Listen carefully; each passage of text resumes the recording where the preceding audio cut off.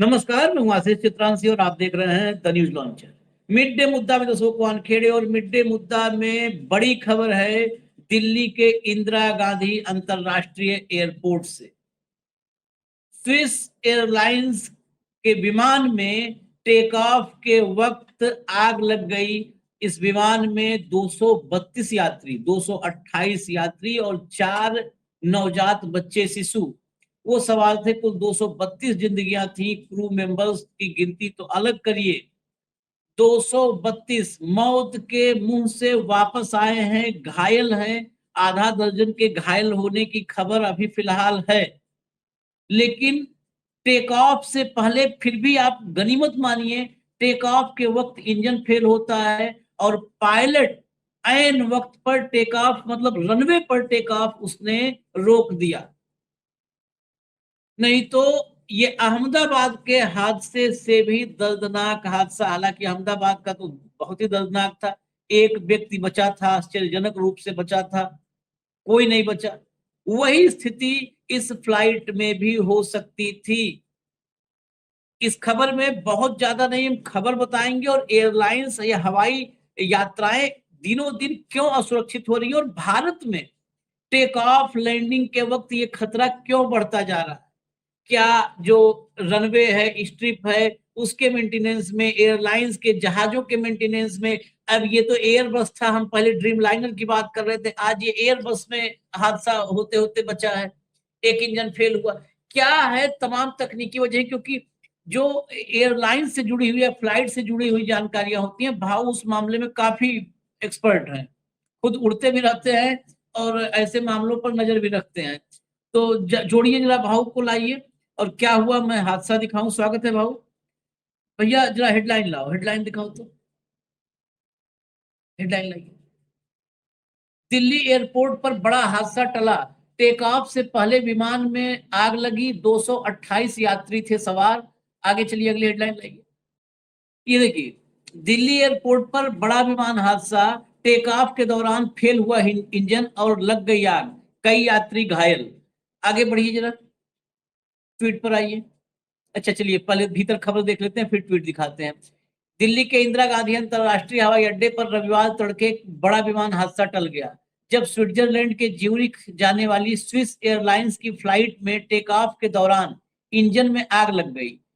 विमान में आग लगने से अफरा तफरी मच गई, यात्रियों की चीख पुकार शुरू हो गई। विमान में कुल 228 यात्री और 4 शिशु सवार थे। हादसे में 6 यात्री घायल हुए हैं। आगे चलिए।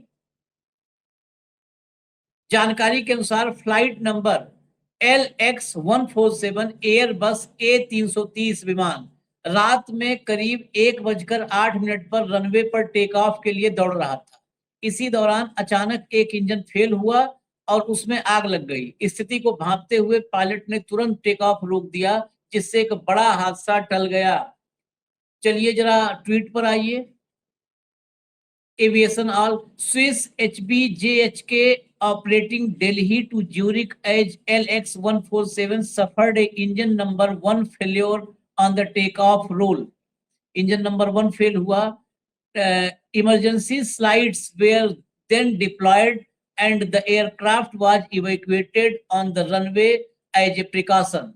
ये जो स्लाइड्स, इमरजेंसी स्लाइड्स होती हैं, वो खोले गए हैं। विजुअल्स भी हैं, अभी विजुअल हम दिखा देते हैं आपको। विजुअल पर आइए, विजुअल लाइए, दिखाइए। ये विजुअल बड़े भयावह है जो आग लगने वाला है रनवे पर।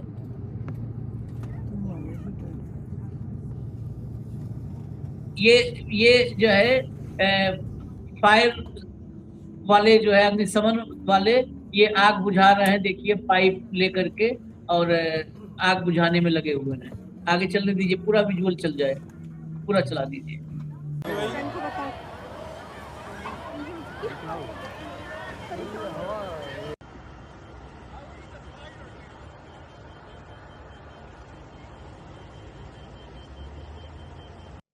ये देखिए स्लाइड्स जो था ना, स्लाइड्स इवैक्यूएशन के लिए खोले गए हैं, ये खुला हुआ है और इससे लोग अपना किसी इमरजेंसी एग्जिट के लिए होता है तो इसमें कूद फांद के निकले हैं। मुझे लगता है घायल भी इसी में हुए होंगे, जो 6 घायल हुए हैं वो इसी में हुए होंगे। आग से झुलसते तो ज्यादा गंभीर स्थिति होती, यहीं पर आगे पीछे किसी का हाथ पांव मुड़ा टूटा होगा।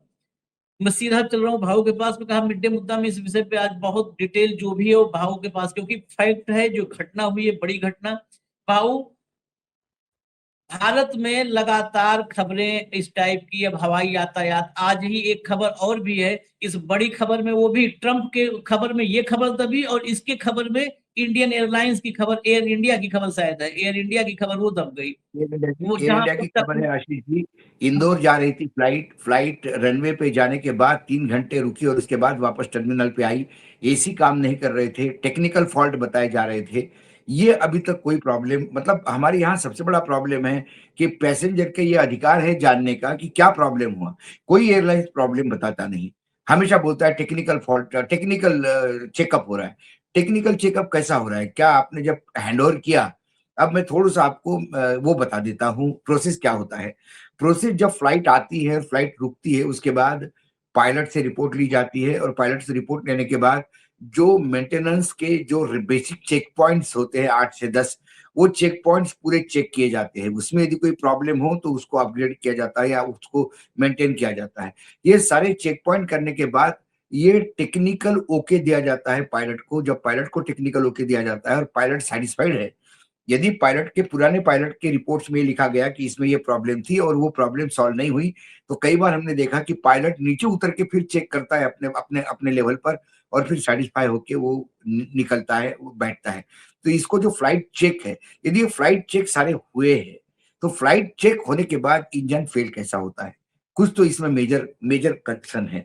तो फिर फ्लाइट चेक हुई क्या? या ये फॉर्मेलिटी होती है? आज के डेट में इतनी फ्लाइट्स का आना-जाना होता है और फ्लाइट को बहुत कम समय होता है। आपने भी देखा कि एक फ्लाइट उतरती है, एक फ्लाइट उतरने के बाद उसमें 20 से 25 मिनट में वो लोगों को निकाल देते हैं, तब तक पीछे लोग घुस जाते हैं मेंटेनेंस करने वाले, मतलब जो अंदर की साफ-सफाई करने वाले, और इधर पैसेंजर को छोड़ दिए जाते हैं। पैसेंजर उस गेट पे जाके 10 मिनट रुकता है बेचारा अंदर। जब वो अंदर से वो लोग साफ-सफाई करने वाले कूड़ा लेके निकलते हैं, उसके बाद पैसेंजर को बिठाना चालू कर देते हैं। ये तो हमारा बैठने का प्रोसेस है। लेकिन इन द मीन टाइम नीचे पेट्रोल भी भरा जाता है, सामान भी निकाला जाता है और चेकिंग भी की जाती है। तो वो जो बेसिक चेक पॉइंट्स होते हैं, 10 चेक लिस्ट होती है, क्या उस चेक लिस्ट के हिसाब से कहीं कोई कोताही हुई है? क्या मेंटेनेंस में कोई गड़बड़ हुई है? ये सारी चीज़ें देखनी होगी, क्योंकि इतने द लंबी दूरी का एयर प फ्लाइट है और लंबी दूरी का फ्लाइट यदि रनवे पे ही उसका मशीन फेल होता है, इसका मतलब उसमें मेजर कंसर्न था कुछ ना कुछ। कई जगह हमने ये देखा कि अब मैं अंदर की बात, जैसा अभी आपने कहा, मैं हँस रहा था, हालाँकि ये दुर्घटना गंभीर है, लेकिन आपने कहा कि भाऊ उड़ते रहते हैं, तो मुझे हँसी आई। वाक़ई मैं आज आज बहुत ट्रैवल करता हूँ इंडिया में, और मैं फिर एक बार दर्शकों को बताता हूँ, मैं ट्रैवल करता हूँ, इसके लिए आप धन्यवाद आशीष जी को दे दीजिए, क्योंकि आशीष जी पूरा ऑफ़िस का जो हमारा एंकर पोज़ीशन है, वो सँभाले हुए हैं। तो ये जो ऊपर का माइन है, अशोक वानखेड़े इधर-उधर घूमते रहता है, वो सिर्फ़ इसलिए कि नीचे मेरा एंकर बहुत स्ट्रॉन्ग है। तो मैं कहीं पे भी रहूँ तो मेरे से कार्यक्रम भी करवाते हैं। आज मैं महाराष्ट्र में हूँ, नांदेड़ में आज एक व्याख्यानमाला में मेरा व्याख्यान है।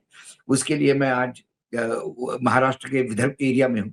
तो लेकिन मैं आज से रूबरू हो सक रहा हूँ, क्योंकि मुझे सुबह 6 बजे से 7 बजे से पूरे इंस्ट्रक्शन आते हैं कि आपको ये इश्यू है और अभी हमको इस इतने-इतने बजे बोलना है। तो वैसे ही जब अंदर आप जाते हैं तो आपको इंस्ट्रक्शंस बाकायदा दिए जाते हैं। ये जो स्लाइड आपने दिखाई, वो स्लाइड ये है कि जो पैसेंजर, जो हमारे दर्शक कभी यदि इमरजेंसी दरवाजे के पास बैठे, आजकल इमरजेंसी के दरवाजे की सीटें भी एक्स्ट्रा पैसे पे बेची जाती है, क्योंकि उसमें लेग रूम होता है थोड़ा। तो जब आप उस पैसेज पे, उस इमरजेंसी इस पे आता है, तो वो एयर होस्टेस आके आपको पूछती है कि क्या आप हिंदी या इंग्लिश में कहाँ कंफर्टेबल है? आपने कहा कि हम इंग्लिश में हैं या हिंदी में हैं, तो उसमें इंस्ट्रक्शन देती है कि ये दरवाजा है, ये दरवाजा कैसा खोला जाता है। ये दरवाजा खोलने के बाद ऑटोमेटिक स्लाइड नीचे जाएगी, लेकिन ये दरवाजा आपको तभी खोलना होगा जब कैप्टन की तरफ से आपको पैसेंजर इवैक्यूएट, इवैक्यूएट, इवैक्यूएट ये 3 बार बोला जाएगा। उसके बाद ही आप दरवाजा खोलेंगे। लेकिन दरवाजा खोलने के जब खोलेंगे तो आप उसके पहले देखेंगे बाहर यदि आग लगी होगी या बाहर पानी होगा, तो आप फिर इसमें से नहीं उतरेंगे। आपका एक फिर वो पूरे पैसेंजर्स को भी बताते हैं कि आपका जो एग्ज़िट है, हो सकता है कि आपके पीछे हो या आगे हो। इमरजेंसी दरवाजे टोटल बड़े फ्लाइट में आजकल 2 आगे, 2 पीछे और बीच में 2 च 4 6 ओपनिंग स्पेस रहती है। और खासकर विंग वालों के पास जो होता है ओपनिंग दरवाजे, वहाँ स्लाइड्स होते हैं कि आप स्लाइड्स करते हैं। नीचे आपको वो एक जैकेट भी होता है जो आपको नीचे से आपके जो इकोनॉमी क्लास के पैसेंजर है उनके सीट के नीचे रखा होता है, वो आपको पहनना होता है। उसकी रस्सी खींचोगे तो उसमें हवा आ जाएगी, नहीं आ जाएगी तो फूँकने के लिए होता है। दूसरी बात, उसमें एक बत्ती होती है नीचे, यदि पानी में बचने के लिए है वो जैकेट खासकर, जो आपको फ्लोटिंग रखेगा। उसके पानी के साथ जैसे ही उस बत्ती का टच आता है कि वो बत्ती ग्लो करने लगती है। ये कई इंस्ट्रक्शंस है नॉर्मल, लेकिन ये रनवे पे ही स्लाइड के माध्यम से उतारा गया। इसका मतलब उसके वो इंजन में आग इतनी जोर से लगी थी कि पायलट जरा भी रिस्क लेना नहीं चाहते थे कि वो वापस डॉकिंग पे लाए, डॉकिंग एरिया में लाए और वहां सीढ़ी से उतरे। इसीलिए इमरजेंसी लैंडिंग करके प्लेन से लोगों को दूर हटाने का प्रयास किया। इसी के बीच वहां फायर ब्रिगेड भी पहुंची। लेकिन बेसिक सवाल ये है आशीष, बेसिक सवाल ये है कि हमारे यहाँ ये हादसे हो क्यों रहे हैं? आए दिन होते हैं। अभी एक बेलगांव पे एक हादसा हुआ। कैन यू इमेजिन, बेलगामी पे उतरने वाला एक विमान 3 घंटे हवा में चक्कर काटता रहा, 3 घंटे। और पैसेंजर ने शोर मचाना शुरू कर दिया, चिल्लाना शुरू कर दिया। 3 घंटे तक वो लैंडिंग नहीं कर पाया। अल्टीमेटली उसने सेफ लैंडिंग के लिए पास का जो बेंगलुरु एयरपोर्ट है वहां चला गया। ये क्यों होते हैं? 3 घंटे तक क्यों उसने किया? कई बार इसलिए भी ऊपर घुमाया जाता है क्योंकि यदि आपके प्लेन के लैंडिंग गियर जो होते हैं, जो पहिया आपने देखा होगा प्लेन का लैंड उतरने के पहले नीचे उतरता है, उतरने के बाद अंदर चला जाता है। यदि वो लैंडिंग गियर फंसता है तो ऐसे में बेली लैंडिंग हो जाती है। बेली लैंडिंग के टाइम पे आग लगने की चांसेस बहुत हो जाते हैं क्योंकि मेटल जब घिसेगा तो उसमें चिंगारियां निकलेगी, आग लगेगी। तो कम से कम पेट्रोल बचा रहे आपके टंकी में, इसीलिए वो पेट्रोल जलाने के लिए भी ऊपर लगातार वो घूमता रहता है। लेकिन यहाँ पे कुछ और बात थी, यहाँ की शायद मौसम था। मौसम नहीं था तो आप पास के लैंड में 3 घंटे तक आपको कैसे घूमने की परमिशन कैसे दी? क्या ये ज़रूरी था वहाँ लैंडिंग का? कई चीज़ें हैं। मुझे लगता है वो 3 घंटे इसलिए घुमा कि शायद लैंडिंग गियर नहीं उतर रहा था। लेकिन सरकार अपनी तरफ से क्लियर की चीज़ नहीं आती। आज मुझे आप बताइए, आज अजीत दादा के प्लेन का एक्सीडेंट हो गया और जो उसकी इंक्वायरी का जो तो उसने फिर समय माँगा कि हमको और समय चाहिए इंक्वायरी करने का। कई चीज़ें हैं। अब जो हादसा हुआ है ये ड्रीम लाइनर का, आज जो ड्रीम लाइनर का हादसा हो के कितने दिन हो गए, लेकिन अभी तक उसके बारे में कोई हमें पता नहीं है कि क्या हुआ। ऐसे कई हादसे 3-3 4-4 साल तक इंक्वायरी रिपोर्ट नहीं आती। क्या इंक्वायरी रिपोर्ट आने के बाद भी दबा दी जाती है क्योंकि उसमें वो चीज़ें खुल के आती है कि जो हमारे लोगों की गलतियाँ हैं। कई चीज़ें हैं अब जिसको लेके एविएशन इंडस्ट्री को और सजग होना चाहिए, खासकर सरकार को सजग होना चाहिए। सरकार जब लिपापोती करती है और लीचड़ काम करती है तो बहुत गड़बड़ हो जाती है। और खासकर डीजीसी है हमारा, जो director general of civil aviation है, वो इतना करप्ट हो चुका है और इतना उसमें करप्शन है हेवी। अभी कुछ लोग टर्मिनेट किए गए थे, दादा के एक्सीडेंट के बाद कुछ लोग टर्मिनेट किए गए। क्यों है? मैं आपको एक और किस्सा बताता हूँ। मेरी भतीजी जो मेरे मित्र की बेटी है, डॉक्टर है, श्रद्धा, जो आप भी जानते हैं आशीष जी, आपको भी मिली है। श्रद्धा की अब शादी होके वो जर्मनी में सेटल्ड है। उनके पति सॉफ्टवेयर इंजीनियर है और वो बड़े कंपनी में काम करते हैं। वो एक यहाँ पे जाने-माने हॉस्पिटल में, बहुत बड़ा हॉस्पिटल है दिल्ली का, वहाँ काम कर रही थी और इमरजेंसी जितने भी वो इमरजेंसी वार्ड्स थे, उसकी वो इंचार्ज थी। उसने मुझे ये कहा कि उसने जब वहाँ छोड़ा तो वो रोते हुए छोड़ा। इसलिए छोड़ा कि उसका एक साथी डॉक्टर एक हादसे में मारा गया था। एक एयर एम्बुलेंस हांगकांग भेजी गई थी। हांगकांग से कोई पेशेंट लाना था वहाँ से और कहते हैं कि वो एयर एम्बुलेंस एयरवर्दी नहीं थी। मतलब वो अ, हवा में उड़ने लायक नहीं था वो प्लेन, उसको अभी हॉल्ट पे रखा गया था। लेकिन उस हॉस्पिटल के जो मालिक हैं, वो इतने इन्फ्लुएंस थे कि उन्होंने उस नॉन एयरवर्दी प्लेन को भी बोला कि नहीं तुम चले जाओ और उनके प्रेशर से डीजीसीए ने शायद उनको परमिशन दी और वो प्लेन हादसा हुआ। उसमें डॉक्टर पेशेंट सब मारे गए। तब उसने कहा कि ये अंकल मैं यहाँ काम ही नहीं कर सकती, यहाँ किसी की वैल्यू नहीं है। एक अपना साथी डॉक्टर चला गया। हम सबको चिंता थी क्योंकि वो एयरवर्दी नहीं था प्लेन। ये सारी चीज़ें क्यों होती है हमारे यहाँ? आज ज्योतिरादित्य सिंधिया के पिताजी माधवराव सिंधिया की हत्या मतलब मृत्यु हुई उस हादसे में, प्लेन हादसे में। क्या उसकी इंक्वायरी रिपोर्ट अभी किसी ने टेबल की है? क्या कभी कुछ इस रिपोर्ट के बारे में आपने सुना है? हादसे होते हैं, हम हादसों पे आँसू बहाते हैं, हादसों को लेके उद्वेलित होते हैं, 3-4 दिन तक फॉलो अप स्टोरीज़ होती है, उसके बाद क्या? उसके बाद शांति। ड्रीमलाइनर जैसा हादसा हुआ, शांति।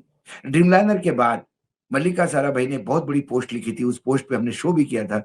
उनने कहा कि जिस मुख्यमंत्री की उसमें मतलब एक्स मुख्यमंत्री की पूर्व मुख्यमंत्री की जिसमें मृत्यु हुई उसी ने वो लैंड सैंक्शन की थी, क्योंकि अहमदाबाद एयरपोर्ट के बाहर कम से कम आपको 30 एकड़ ऐसी जमीन चाहिए जिस जमीन के बाद आप प्लेन हाइट ले सके। मैं बार बार कहता कि ये ड्रीमलाइनर यदि मुंबई से उड़ा होता तो शायद हादसा नहीं होता, क्योंकि मुंबई से जब फ्लाइट उड़ता है तो सीधा समुद्र पे जाता है, बिल्डिंगें कम लगती है सामने। लेकिन यहाँ पे उसको गेन करने के लिए नहीं, ड्रीमलाइनर का पहला इंजन फेल हुआ क्योंकि उसका जो बटन था वो बटन ऑटोमेटिक ऑफ होता है, और ये बटन ऑटोमेटिक ऑफ होने का ड्रीमलाइनर का पुराना हिस्ट्री रही है।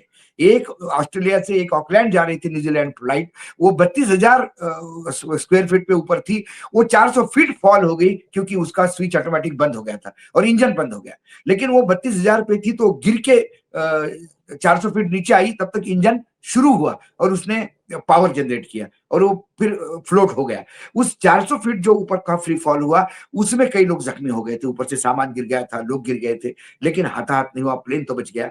यहाँ पे वो प्लेन जो हुआ उसका एक इंजन फेल हुआ, जैसा पायलट ने देखा उसने स्विच ऑन किया, तब तक दूसरा इंजन फेल हुआ, पहला इंजन जनरेट हो गया पावर, दूसरा इंजन फेल हो गया, उसका पावर जनरेट नहीं हो पाया और उसके चलते वो टेक ऑफ ही नहीं कर पाया और सामने एक वो बिल्डिंग थी। यदि वो सामने बिल्डिंग नहीं होती तो सिर्फ चंद सेकंडों का और टाइम चाहिए था, वो शायद और ऊपर पावर जनरेट करती। लेकिन वो आज वो हादसा होने के बाद भी क्या अहमदाबाद एयरपोर्ट को डीजीसीए वो जमीन दिलवा पाया? वो जमीन गवर्नमेंट ऑफ गुजरात ने अलॉट की है एयरपोर्ट को, इसके बाद वो जमीन खाली नहीं हो पा रही है क्योंकि रसूखदार लोगों के घर है उसमें। ये हादसे पटना का एयरपोर्ट सबसे रिस्की माना जाता है। पटना का एयरपोर्ट शहर के बीच में आ गया। क्यों शहर के बाहर होता है एयरपोर्ट? इसलिए नहीं लोगों के मजे लेने होते, इसलिए शहर के बाहर होता है कि उसके आसपास ऊंची बिल्डिंगें ना हो। लेकिन हमारे यहाँ तो उसके पास ही, अब इंदौर में जो इतना बड़ा एयरपोर्ट है, जैसे इंदौर की एयरबस की मतलब एयर इंडिया की खबर थी, इंदौर की फ्लाइट कितने घंटे लेट हो गई और वो एसी एसी नहीं, आप इमेजिन करिए 40, अब दिल्ली में भी टेम्परेचर बहुत ज्यादा बताया जाता है, बहुत ज्यादा हीट हो गई। ऐसे में अब पैसेंजर अंदर बैठा है और अंदर एसी नहीं चल रहा है प्लेन में, प्लेन चारों तरफ से एयर टाइट होता है, एक हवा बाहर से इधर से उधर नहीं जा सकती, उसमें उन पैसेंजरों की हालत क्या बुरी होगी। एसी नहीं चल रहा, पसीनों में तर होंगे और 2-2 घंटे बैठेंगे तो क्या होगा? हमारे साथ कई बार हुआ, मैं एक बार जब ये पायलट का जब इश्यू चल रहा था, तब हमको इंडिगो ने अंदर बिठा दिया प्लेन में और 2 घंटे हो गए।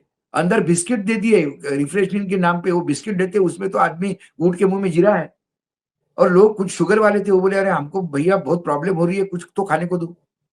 तो 2 घंटे के बाद उन्होंने हमको डिपोर्ट किया, नीचे उतार दिया, मतलब प्लेन से नीचे उतार दिया, फिर टर्मिनल पे आ गए। टर्मिनल से आने के बाद जिस गेट से निकले अंदर, फिर चेकिंग हुई, फिर दूसरे गेट से हमको बाहर निकाला गया और फिर प्लेन में बिठाया गया और फिर प्लेन चला 3 घंटे बाद। पैसेंजर को देखने वाला कोई नहीं है। पैसेंजर जरा ऊंची आवाज में बात करता है तो उसके ऊपर तुरंत बैन लग जाता है कि ये फ्लाई नहीं करेगा 6 महीने के लिए, क्योंकि क्रू की सेफ्टी ज्यादा जरूरी है। बिल्कुल मैं मानता हूं क्रू की सेफ्टी ज्यादा जरूरी है, लेकिन ग्रीवेंसेस कहां है? मैंने कम से कम 6 बार कंप्लेंट की है इंडिगो के फ्लाइट में, बाकायदा उनके वेबसाइट पे कंप्लेंट की है, उनके वहां रजिस्टर पे कंप्लेंट की है, उसकी रिसीट है मेरे पास। लेकिन उस कंप्लेंट का कोई ना मेरे पास कभी कोई इंफॉर्मेशन आता है ना कुछ आता है। ये सिर्फ कहने के लिए होते कि आपके पास कोई कंप्लेंट हो तो कंप्लेंट करिए, कोई कंप्लेंट नहीं सुनता, मजाक लगा के रखा है। क्योंकि एविएशन इंडस्ट्री में इतने लोग पावरफुल है। बीच में हमारे यहाँ डीजीसीए ने एक डिसीजन लिया था आशीष जी, कि ये जो सीटें बेचते हैं अंदर, आइल सीट, विंडो सीट, अब मुझे बताइए 4 लोगों का एक परिवार हो, चारों को मिडल सीट दी जाती है 4 रो में, परिवार इकट्ठा नहीं बैठ सकता एक पीएनआर होने के बाद भी। तो जब ये सवाल उठा तो सरकार ने ये डिसीजन लिया कि भाई 60% तो आप बेचने, 40% सीटें बेच दो आप। उसमें फ्रंट रो की है जिसमें स्पेस है, विंडो के पास जो मैंने बोला इमरजेंसी विंडो के पास उसमें थोड़ी लेग स्पेस होती है, वो बेच दीजिए आप। 60% आपको आदमियों को अलॉट करना होगा, एक पीएनआर को एक लाइन में सीटें देनी होगी। ये सारे इश्यूज हो गए, ऑर्डर इशू हो गए। 8 दिन के अंदर ऑर्डर वापस लिए गए एयरलाइंस के दबाव में, क्योंकि एयरलाइन करने वाले सब धन धन पशु है, बड़े पैसे वाले लोग हैं। जो विमान चलाते हैं, विमान कंपनी चलाते हैं, उनके करोड़ों अब्जों रुपए का टर्नओवर है। चंद चांदी के सिक्के फेंक देते हैं अधिकारियों के पास, तुरंत अधिकारी बदल देते हैं, पैसेंजर गए तेल लेने। Who cares for passenger? आज बड़े बड़े मैं देखता हूं कि भाई अडानी का एयरपोर्ट है या अपना दिल्ली का एयरपोर्ट है, एमजीआर का, लिखते हैं कि best airport in the world. काय का best airport in the world भाई? यदि एक प्लेन आधा घंटा लेट हो गया तो आपको उस गेट पे बैठने को जगह नहीं है। उस गेट पे 150 चेयर्स होती है। एक प्लेन का लोड है 180, ऑर्डिनरी प्लेन का, बड़े प्लेन का 250। 180 लोग उस 150 चेयर में कैसे बैठेंगे? 30 लोग खड़े हो जाते हैं और दूसरा प्लेन के भी लोग क्राउड वहां आ जाता है, तो खड़े होने के लिए जगह नहीं। लोग ऐसे ढूंढते रहते, जगह कहां मिलेगी? बच्चे हैं, छोटे हैं, कोई केयर नहीं करता।